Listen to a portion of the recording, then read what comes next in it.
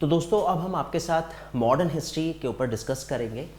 Modern India की अगर बात करें और स्पेशली अगर हम लोग बात करें ब्रिटिश ईस्ट इंडिया कंपनी की, तो जैसा आपको पता है ईस्ट इंडिया कंपनी, सबसे पहले मॉडर्न हिस्ट्री में आपको ये बताना बहुत ज़रूरी होगा कि ईस्ट इंडिया कंपनी, जैसे आपको पता है, इनको 1600 में ईस्ट इंडिया कंपनी को वीज़ा मिला था और ईस्ट इंडिया कंपनी 1600 एडी से लेकर 1857 के रिवोल्ट तक हिंदुस्तान में रही, यानी इतनी ईस्वी तक इन्होंने हिंदुस्तान पे रूल किया।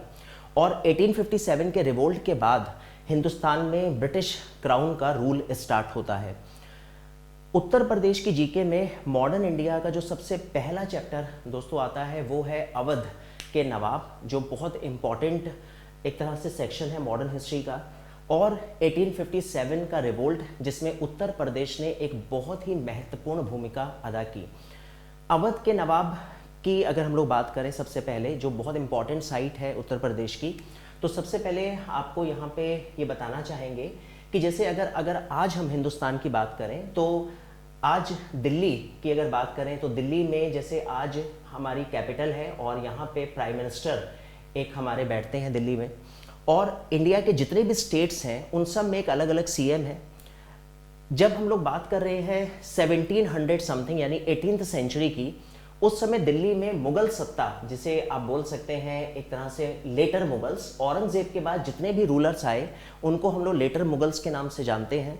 अर्थात मीन्स 1707 के बाद से लेकर 1857 के रिवोल्ट तक ये जो भी टाइम पीरियड है इसको हम लोग लेटर मुगल्स बोलते हैं हिस्ट्री में।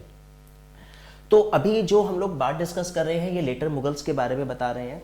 और अगर इस तरह से करें, जैसे आज हमारे 28 स्टेट्स हैं, उस समय अलग अलग प्रिंसली स्टेट्स थे इंडिया में, और हर प्रिंसली स्टेट में एक नवाब, यानी आप अगर आज के हिसाब से कंपैरिजन करें तो आप मान सकते हैं सीएम, उस समय के मुख्यमंत्री। तो इसमें जो सबसे इंपॉर्टेंट साइट थी दोस्तों वो थी अवध की रियासत, और कहा जाता है कि अवध जो आज उत्तर प्रदेश में पड़ता है, और इसको अयोध्या से वो अवध शब्द निकला, और कहा जाता है कि प्राचीन काल में इसको कौशल के नाम से जाना जाता था। तो जितने भी नवाब थे वो उस समय एक तरह से मुगल एम्परर को एक रेवेन्यू, एक टैक्स शेयर अपने यहाँ से जो भी उनके प्रिंसली स्टेट से होता था वो मुगलों को भेंट करते थे। लेकिन कहा जाता है कि जब लेटर मुगल्स आए और एक सेंट्रलाइज पावर शेक हुई, तो जितने भी नवाब थे उन्होंने धीरे धीरे रिवोल्ट किया और अपनी सत्ता को एक तरह से फ्री प्रिंसली स्टेट डिक्लेयर कर दिया। तो अवध की जो सत्ता है वो मुगल अधिपत्य से या एक तरह से मुगल पावर से वो अलग हुई 1722 में। कहा जाता है यहाँ के जो नवाब थे, जिनको हम लोग सादत खां के नाम से जानते हैं, इन्होंने सबसे पहले 1722 में अवध को एक तरह से फ्री प्रिंसली स्टेट डिक्लेयर कर दिया। तो बहुत इंपॉर्टेंट क्वेश्चन है उत्तर प्रदेश के कंपटीशन में कि अवध ने मुगल सत्ता के अधिपत्य को या उसकी सुप्रीमेसी को कब तोड़ा, कब ब्रेक किया। तो उसका ईयर है 1722 ईस्वी एडी में। तो कहा जाता है दोस्तों उसके बाद सादत खां, फिर सफदर जंग, आसफउद्दौला, शुजाउद्दौला, ये सारे नवाब एक के बाद एक रूल करने आए।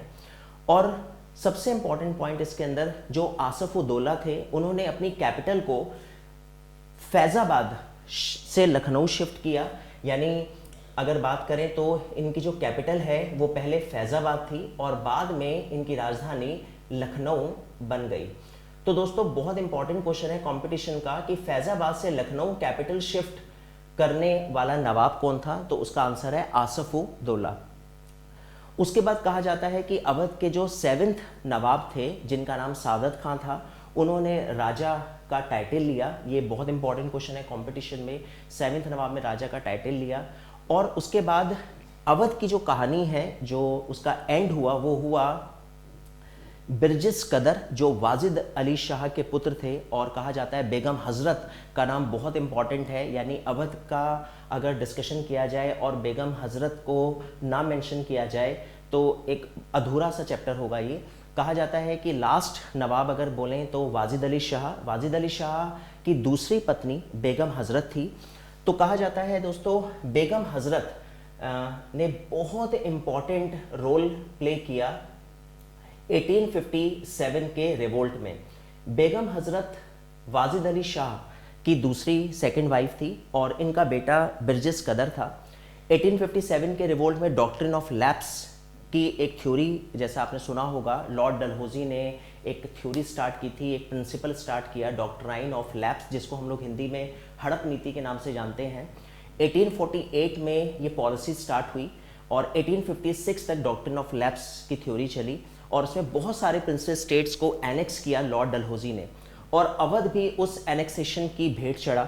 तो कहा जाता है बेगम हजरत ने जब रूल संभाला, जब इनके हस्बैंड की डेथ हुई और अवध में रूल इस्टेब्लिश किया अपना, तो कहते हैं कि ब्रिटिश गवर्नमेंट ने, जो उस समय ईस्ट इंडिया कंपनी थी, लॉर्ड डलहौजी ने डॉक्ट्रिन ऑफ लैप्स के थ्रू अवध को हड़पने की कोशिश करी, लेकिन बेगम हजरत ने 1857 के रिवोल्ट के समय बहुत अच्छे से फाइट करी ईस्ट इंडिया कंपनी के अगेंस्ट। और एक आलम बाग की लड़ाई, दोस्तों इसमें बहुत इंपॉर्टेंट है, ये बहुत रेयर क्वेश्चन है और अभी तक यूपी के कंपटीशन में इसको 2-3 बार पूछा गया है कि आलम बाग की लड़ाई किसके द्वारा लड़ी गई थी, who fought the battle of Alam Bagh.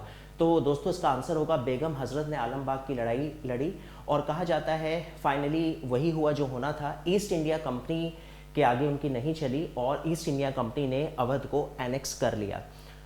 तो बिरजिस कदर, जो कि एक तरह से उस समय माइनर थे और डॉक्ट्रिन ऑफ लैप्स का जो फर्स्ट प्रिंसिपल था, जो फर्स्ट पॉइंट था, वो यही था कि अगर आपका किसी रियासत का कोई रियल सक्सेसर नहीं है तो उस रियासत को, उस प्रिंसेस स्टेट को British east India company annex कर लेगी। और अगर आपके बेटा है लेकिन वो माइनर है यानी एडल्ट नहीं है तो भी उसको एनेक्स कर लिया जाएगा। या आपका बेटा है, एडल्ट है, लेकिन आपने अडॉप्ट किया हुआ है तो भी उसको एनेक्स कर लिया जाएगा। तो ये सारे प्रिंसिपल डॉक्ट्रिन ऑफ लैप्स में थे। एक बहुत इंपॉर्टेंट क्वेश्चन है उत्तर प्रदेश की जीके में, अवध की जो रियासत है वो 1856 में ईस्ट इंडिया कंपनी के अंडर में चली गई और कहा जाता है कि इस रियासत को, अवध को जो इन्होंने एनेक्स किया, वो एनेक्स किया मिस गवर्नमेंट का ब्लेम लगाकर, मींस माल फंक्शनिंग यहाँ पे चल रही है, यानी कुप्रशासन के बेस पर भी हम इसको हड़प रहे हैं। तो एक बड़ा इंपॉर्टेंट क्वेश्चन इस तरह से पूछा गया कि कौन सी रियासत थी जो डॉक्ट्राइन ऑफ लैप्स के साथ साथ मिस गवर्नमेंट का भी एक ब्लेम लगाकर उसको एनेक्स किया गया। तो दोस्तों उसका आंसर होगा अवध की रियासत। तो 1856 के बाद अवध की जो कहानी है उसका एंड होता है और इसमें जो लास्ट रूलर, लास्ट नवाब की बात करें तो वो वाजिद अली शाह माने जाते हैं और इनका जो बेटा, जो इनका सन था, वो था बिरजिस कदर। तो दोस्तों अभी तक हमने जो आपके साथ डिस्कस किया एक बार फिर से रिवाइज कर लेते हैं।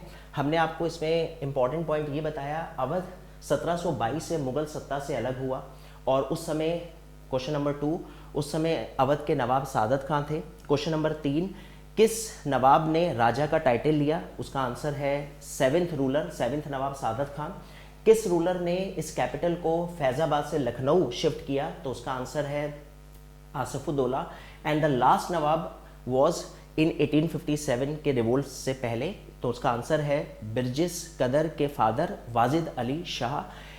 और दोस्तों आज लखनऊ में जो हजरतगंज है वो बेगम हजरत के नाम पे ही पड़ा हुआ है, बहुत ही पॉश इलाका है वो आज लखनऊ का। तो इस तरह से अवध की कहानी का दोस्तों दी एंड हुआ।